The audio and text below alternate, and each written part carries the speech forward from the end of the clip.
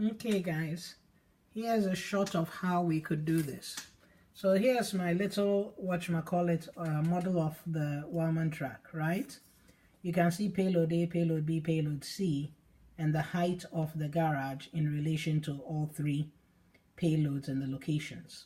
So as we've kind of surmised already, payload A is very nicely, payload B is very nicely in front of us, and we could go straight, really just at a slight angle, but we don't really have to correct, and we could go straight and pick it up. And it's well within reach of a forklift without having to do much of anything.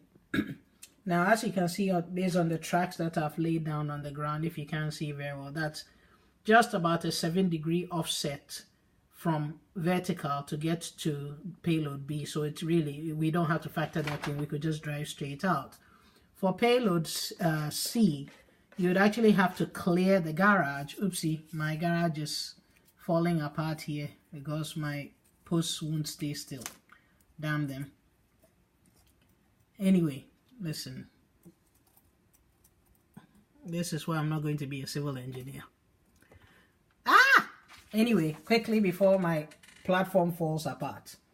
As you can see here, we actually have to come out of the garage and then angle ourselves at about 20 degrees to get to, oh my god, my garage is falling. Damn the garage. To get to payload C, which I hope you can see with all my stuff falling apart here. Anyway, let me see. So here we are on a trajectory to payload C. You can see we actually have to tilt it to get there. Now, with any of our designs, whether it be a forklift device or a telescoping device or whatever, we would have to either forklift up, pick up the load, and then clear the forklift design so we could turn to go to the next location, which, as you can see here, is the so imagine we've picked up the load here with our forklift design, right? We either have to retract the forklift and then turn so we don't knock the pole over, and then track on a trajectory which is at another angle from which is 40 degrees for our straightest shot to the platform, yeah?